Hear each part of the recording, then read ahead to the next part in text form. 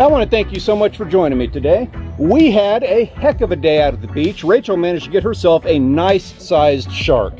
And there's no way I'm letting her go home and eat a bunch of shark without making her an awesome little trophy out of those jaws. And that's what I'm going to show you how to do today. Now, I've got this guy all filleted out. If you'd like to see how we did that, I'll have a link to that up right over here somewhere, show you how to fillet out a shark. But right now, I'm going to show you how to do the jaws and make a trophy for your awesome catch. One of the benefits of this that makes it a little bit easier, thank God for that, is the sharks don't have any bones. They only have cartilage. They have the backbone, which is all cartilage, and they have their jaws. None of it is attached to anything. It's all meat, so they actually cut out really easy. The hard part is you got to cut through a whole lot of skin to get those jaws out, and that is going to dull your knife like nobody's business. Be prepared, get that knife sharp, and be very careful making those cuts. Alright, so I didn't realize my camera wasn't on here, but you missed the most graphic part of this, and the hardest part, but it's actually not that bad. You need to cut through the skin. You're going to be able to feel where the jaws are at. When they're on there, you can pinch the skin like that, you'll feel, and all you've got to do is just cut around them through the meat. You're going to cut around like that, come back around here, cut through there. You're going to have that little knob on both sides. Cut through that, peel it back and cut there, and then back up around under the jaw. You start under the chin, hook to the skin, and then just cut your way around. There's nothing holding that in place. They come right out after you're done. Now, out of this whole process, this is the part that sucks the most. The meat that's connected to the jaws is really like slippery, these lips and that skin and stuff, so it's really hard to hold on to. You got to be careful because you're fighting all of these little teeth and the blade of your knife, which is probably dull at this point. So be very, very careful. It's tedious.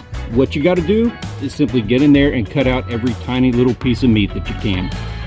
Have a little bit of something to hold on to with that piece of skin, so I'm going to go right down along that jaw, the bone, and I'm just going to kind of fillet it.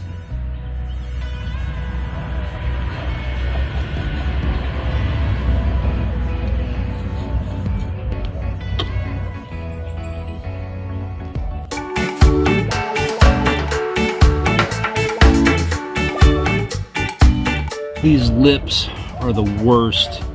They are so slippery. It is so hard to get that meat off there. You need to be really careful. And you just got to take them piece by piece, flaying off as much as you can. You really want to leave only cartilage. You want to have as little meat on there as possible. So hard to hold on to that little tiny sliver of meat.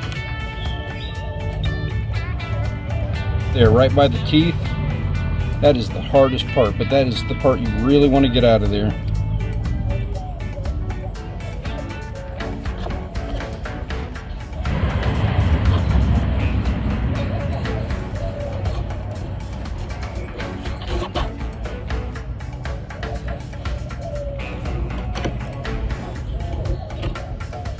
There we go.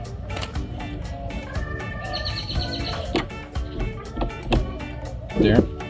And one thing that we do, we also keep the hook that they were caught with. And after I'm done bleaching this, we'll end up hanging that from the jaw or something like that as a, a portion of the presentation. Oh, man, I can't even describe how hard it is on your back doing this. Sitting there cutting out all those tiny little pieces of meat. Now that we have all of the meat off those jaws, it's time to get them prepared for curing. And that's how we're going to bleach them. It's a real common mistake. People think that you can just boil those jaws, and you can't. If you boil them, all of the teeth are going to fall out, so you don't want to do that. Bleach isn't the best way of handling them either. What we do is cure them, and it's a really simple process. It takes about 2 weeks, but let me show you how to put that together now. You're going to want them to take the shape that you want to make them look pretty cool. And the way that you go about doing that is taking a stick and breaking it down until you can wedge it in there and hold the mouth open. It makes them look pretty big, makes your presentation look pretty cool when it's like that. Now, when you're doing this, be very, very careful because those teeth are sharp and they'll get you.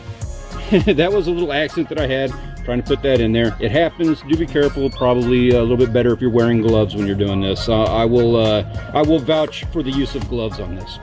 Once you have them in the shape that you want, you can also do a stick sideways like that to hold them open that way too if they bend backwards a little bit too much. Shape them out the way that you like. Once you have those guys in the shape that you want, you're going to take a Ziploc bag, You're gonna throw them in there like that. I'm not gonna use that other stick. You gotta make sure that thing's wedged in there. I don't. Put him in the bag. Now I'm gonna take a ton of salt. And we're gonna salt them down.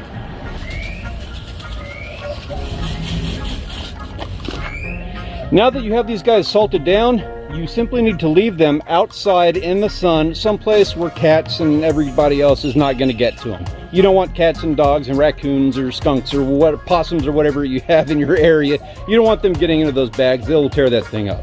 Leave them out in the sun for about 2 weeks.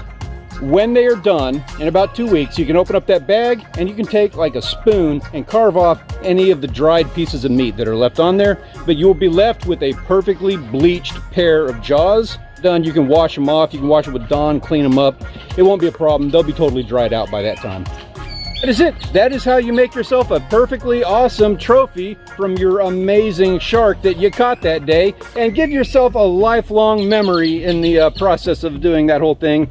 You know, if you're not filming YouTube videos about your catch, because that's maybe a different thing you can do also. Hey, if you enjoyed this video, I want to thank you very much. Please consider subscribing and slapping that captain's bell so that you never miss an opportunity to do a little bit of this with us.